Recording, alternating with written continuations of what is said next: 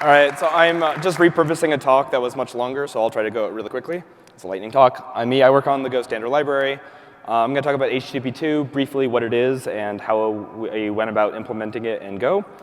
So quick little history about the HTTP protocol and what came before it. First, aptly, there was Gopher, which on the wire kind of looked like this. The browser would send the part in red and like request the path, and the response was just a bunch of lines of text. This would be like, instead of HTML, it would say, this is the content type right there. Content type, whatever. This is like a text file. This is like another, whatever. This is a directory. This is a text file. HTTP 0.9 kind of looked like this. There were no headers. You just said, get and the resource, and it was always basically HTML. There wasn't really a content type. HTTP 1.1 or 1.0 added request headers, so you could say what your user agent was. You could start to do stuff like cookies. You could say, the version number. You get a response content type. But notice at the end, the browser just always disconnected the TCP connection, or the server closed the TCP connection. And 1.1 or 1.0 evolved a little, and there was a connection keep alive header, so you can keep that TCP connection alive. And then the server can say, yes, I acknowledge that you upgraded the protocol. We're going to keep the connection alive, and then you can send the next request for your under construction.gif on that same one. 1.1 made the connection keep alive implicit, but otherwise it was about the same. And now we're up to about 1999, and that's basically where we were still at until a couple of years ago. I'm not going to telnet and show you that you can actually type this, but you can type this. So yeah, here we are in 1999. And fast forward to like 2012. It took a damn long time, but now this is HTTP 2.0. So I'll get back and show you what that looks like. Obviously, it's different. It's binary. The problem with HTTP 1.1 is you can basically only have one request in flight on the wire at a time on a TCP connection, and speed of light is slow, computers are slow, and the packet to get to the other side and back, you end up doing lots of round trips for TLS.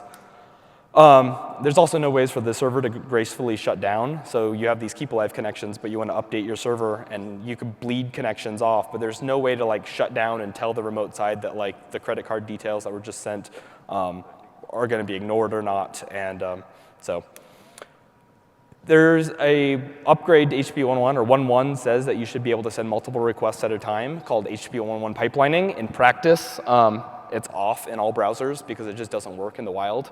The problem with HTTP, or unencrypted HTTP, is everyone messes with it in the middle.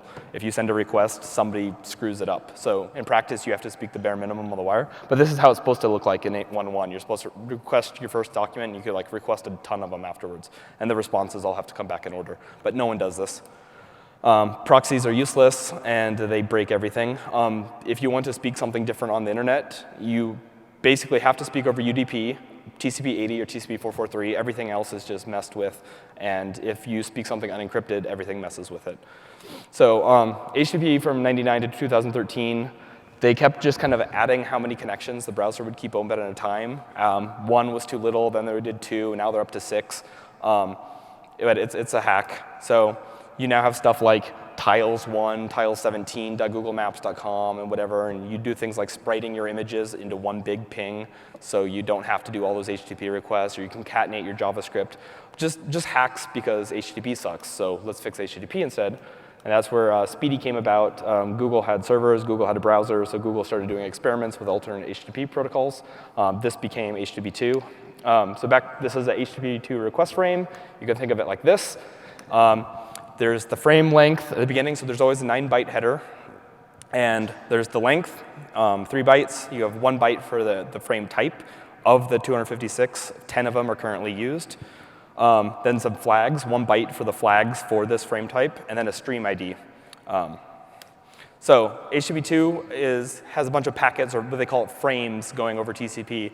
And the frames could be interleaved, and you could have requests and responses flying back in any order for anything. I would show this demo, and I will try to show this demo, but it's probably going to be terrible. The internet's bad here. But here's HTTP 1.1 with a 200 millisecond connection. You can see that there's only 6 connections open at a time. If you see it with like 1 second latency, you can see there's 6, there's 6, there's 6. And this is what it looks like if you're like on a really crappy internet connection or up in the mountains with satellite internet. On contrast, HTTP2 sends, it's still 1 second latency, but it requested all 180 tiles at once and got all 180 later. So HTTP2 is much better for lots and lots of small resources. And yeah. So yeah, this HTTP2, if I get cut off later, there's a clock, will be in Go 1.6 by default, and you can use it today in 1.4 or 1.5. But back to this. So of the frame types, there are 10 basically settings, setup, sending request headers, sending response headers. I'll just go over them. Settings is the two peers negotiating on what their capabilities are. Ping is either side saying, are you still there? Headers and continuation, this is, both of these are basically just sending request headers and response headers. The payload is a new compression type I'll talk about. Data is just the data in a post request or the data in a response. GOAWAY is how a server gracefully shuts down. The server says, so every HTTP request is a stream, and every stream gets a number that increments. And the server can say, hey, I've seen 17. That's the last one I promise I'll process, even if maybe it saw other packets. So if the client knew that it sent your credit card details on a post to purchase something on Amazon in stream ID 19, the client, the browser knows that it can replay that later on a new TCP connection because the server promised that it will not process anything greater than 17. Reset stream is a way to abort a request or response that's still going on, so like you cancel a download or something like that. Window update, so everything in HTTP2 is flow controlled, and so this is the client or browsers like saying, you're allowed to send this much more stuff. Priority, you can say like, I care about, I want the first couple bytes of the kittens.jpg so the browser can calculate the flow, the width and height, but then I want the JavaScript, and then I want the CSS, and then I'll get the rest of the kittens. So there's really good control about saying what priority you want all these resources in. If you just asked for 45 things that are on this HTML page, the browser can optimize how they come in on the wire. Push promise lets the server send you a hypothetical request and a response for that hypothetical request. Questions?